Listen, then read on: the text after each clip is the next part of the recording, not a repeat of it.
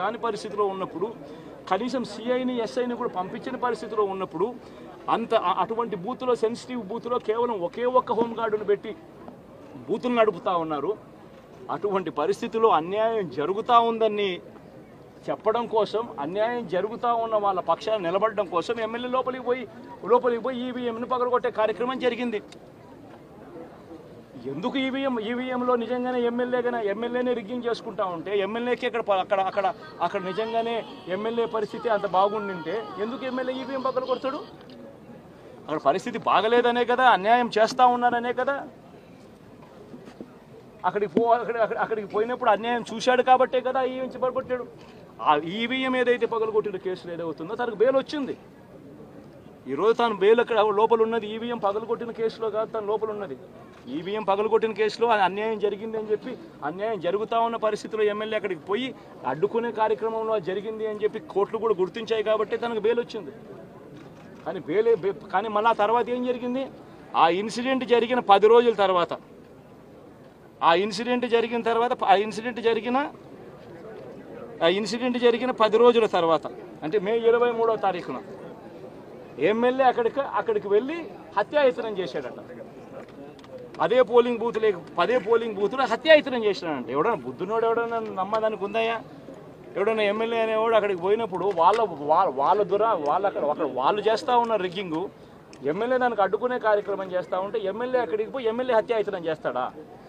చెప్పడానికైనా హద్దు పొద్దు ఉండాలి కదా. 10 రోజుల తర్వాత ఎమ్మెల్యే హత్యాయత్నం చేశాడని చెప్పి కేసు పెడతారు 10 రోజుల తర్వాత. ఇప్పుడు నిజంగానే అటువంటి ఇన్సిడెంట్ జరిగిందంటే సిట్టు 17వ తారీఖు నుంచి, మే 17వ తారీఖు నుంచి 20వ తారీఖు లోపల మధ్యలో ఇచ్చిన రిపోర్ట్లో, ఆ సిట్లో అది చెప్పాలి కదా, ఇట్లా జరిగింది, ఎమ్మెల్యే అనే వ్యక్తి హత్యాయత్నం చేసే కార్యక్రమం చేశాడు అని చెప్పి రావాలి కదా. మరి ఎందుకు సిట్ రిపోర్ట్లో రాలేదు? ఈ రకంగా ఒక మనిషిని కేవలం 4 సార్లు ఎమ్మెల్యే, తాను 2000 కన్సిస్టెంట్గా 4 సార్లు ఎమ్మెల్యే గెలిచాడు. 2009లో గెలిచాడు, 2011లో గెలిచాడు, 2014లో గెలిచాడు, 2019లో గెలిచాడు. ఒక మనిషి కన్సిస్టెంట్గా 4 సార్లు ఎమ్మెల్యేగా గెలుస్తూ వస్తున్నాడు అని అంటే ఆ మనిషి మంచోడు కాబట్టే గెలుస్తూ వచ్చాడు, ఆ మనిషి మంచోడు కాబట్టే ప్రజలు ఆశీర్వదిస్తూ వచ్చారు. అటువంటి వ్యక్తిని తీసుకొని వచ్చి తప్పుడు కేసులలో ఈ మాదిరిగా బిగించడం ఎంత మటుకు ధర్మం? ఈరోజు ఒక్క రామకృష్ణారెడ్డి ఒక్క పరిస్థితే కాదు, రాష్ట్ర వ్యాప్తంగా ప్రతి గ్రామంలోనూ కూడా ఇదే కార్యక్రమాలు జరుగుతూ ఉన్నాయి. ప్రతి ఒక్కరూ కూడా వాళ్ళ స్థాయిలో రెడ్ బుక్స్ అని చెప్పి రెడ్ బుక్లు పెట్టుకొని ఉన్నారు. చంద్రబాబు నాయుడు స్థాయిలో చంద్రబాబు నాయుడు ఒక రెడ్ బుక్, లోకేష్ స్థాయిలో లోకేష్ ఒక రెడ్ బుక్, ఎమ్మెల్యే స్థాయిలో ఎమ్మెల్యే ఒక రెడ్ బుక్, మండల స్థాయిలో మండల నాయకుడు ఒక రెడ్ బుక్, గ్రామ స్థాయిలో గ్రామంలో ఇంకో రెడ్ బుక్, గ్రామ స్థాయిలో ఇంకో నాయకుడు గ్రామ స్థాయిలో ఇంకో రెడ్ బుక్లలో పెట్టుకొని ఏం చేస్తూ ఉన్నారు? అతి దారుణంగా అన్యాయంగా ఆస్తులు ధ్వంసం చేస్తూ ఉన్నారు. రాష్ట్రం మొత్తం దాన్ని చూస్తూ ఉంది, కానీ ఎవడు మాట్లాడడం లేదు. దొంగ కేసులు పెడతా ఉన్నారు, పోలీసులు ప్రేక్షక పాత్ర పోషిస్తూ ఉన్నారు. దొంగ కేసులు పెడతా ఉన్నారు, వాళ్ళే కొడతారు, మన ఇటువైపున కేసులు పెడతా ఉన్నారు. రాష్ట్రం మొత్తం ఇది చూస్తూ ఉంది. చీని చెట్లు నరికేస్తూ ఉన్నారు, ఆస్తులు ధ్వంసం చేస్తూ ఉన్నారు, కనిపిస్తూ ఉంది. ఎమ్మెల్యేలు ఏకంగా జేసీబీల మీద, పొక్లేన్ల మీద ఎమ్మెల్యేలు స్వయంగా తిష్టేసి ఏకంగా పోయి బిల్డింగులు పగలగొట్టే కార్యక్రమాలు చేస్తూ ఉన్నారు. ఇంతటి దారుణంగా నిజంగా చేస్తూ ఉన్నారు అని అంటే ఎల్లకాలం ప్రభుత్వం మీది కాదు, ఎల్లకాలం రోజులు మీయే ఉండవు చంద్రబాబు, అది గుర్తుపెట్టుకో. మీ పాపాలు పండుతూ ఉన్నాయి వేగంగా. ప్రజలు దీన్ని క్షమించని పరిస్థితుల్లోకి వస్తారు. ఖచ్చితంగా మీకు బుద్ధి చెప్పే పరిస్థితులు రోజులు కూడా ఉంటాయి. శాతనైతే మంచి చేయండి, మంచి చేసి ప్రజల మనసులు గెలుచుకుని ఓట్లు ప్రజల మనసుల్లో స్థిరస్థాయిగా నిలబడే కార్యక్రమం చేయండి. కానీ తప్పుడు రాజకీయాలు ఈ మాదిరిగా నువ్వు ఒక్కరివే చేస్తావు అనుకుంటా ఉన్నావు. ఇదే మాదిరిగా కొనసాగితే రాష్ట్రంలో ఒక తప్పుడు సాంప్రదాయానికి నువ్వు నాంది పలుకుతా ఉన్నావు. నువ్వు వేసే ఈ బీజం, నువ్వు వేసే ఈ తప్పుడు సాంప్రదాయం, రేపొద్దున నువ్వు వేసే ఈ బీజం చెట్టు అవుతుంది. రేపొద్దున నువ్వు ఏదైతే ఇత్తుతావో అదే పండుతుంది.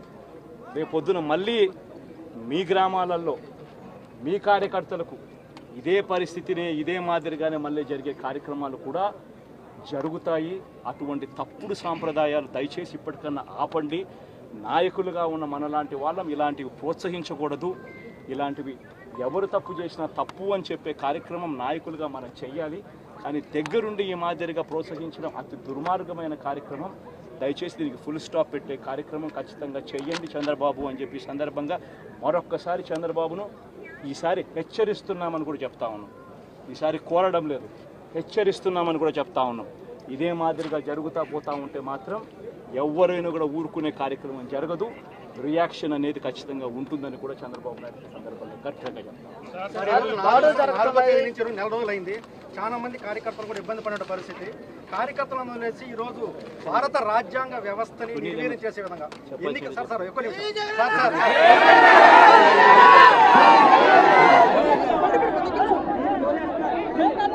రామకృష్ణారెడ్డి మీద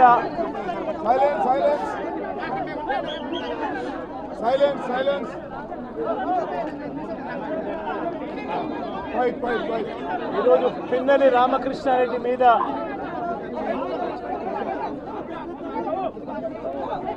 తన మీద ఏకంగా 307 అంటే అటెంప్ట్ టు మర్డర్ లాంటి కేసులు పెట్టి ఏ రకంగా అన్యాయంగా తనను జైల్లో నిర్బంధించడం జరుగుతూ ఉందో కూడా చూస్తూ ఉన్నాం. ఈరోజు రాష్ట్ర వ్యాప్తంగా కూడా ఇదే కార్యక్రమాలు జరుగుతూ ఉన్నాయి.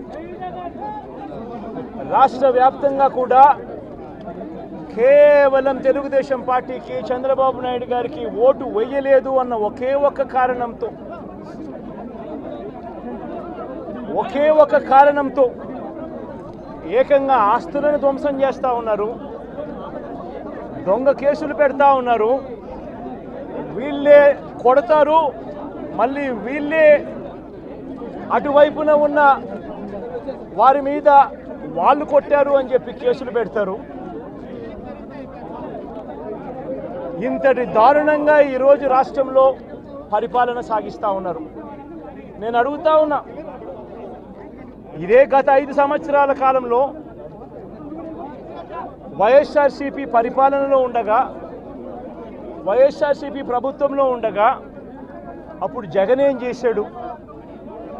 కులం చూడలేదు, మతం చూడలేదు, ప్రాంతం చూడలేదు, చివరికి ఏ పార్టీకి ఓటు వేశారన్నది కూడా చూడకుండా ప్రతి పథకము, ప్రతి మనిషి కూడా అర్హత అన్నది మాత్రమే ప్రామాణికంగా తీసుకుని ప్రతి ఇంటికి డోర్ డెలివరీ చేసిన ప్రభుత్వం వైఎస్ఆర్సీపీ ప్రభుత్వందైతే, జగన్మోహన్ రెడ్డి ప్రభుత్వందైతే ఈరోజు కేవలం తెలుగుదేశం పార్టీకి ఓటు వేయలేదని, కేవలం చంద్రబాబు నాయుడు గారికి ఓటు వేయలేదని, కేవలం ఓటు వేయలేదన్న ఒక్క కారణంతో ఆస్తులు ధ్వంసం చేస్తూ ఉన్నారు, మనుషులను కొడతా ఉన్నారు, కొట్టి మరి కేసులు పెడతా ఉన్నారు.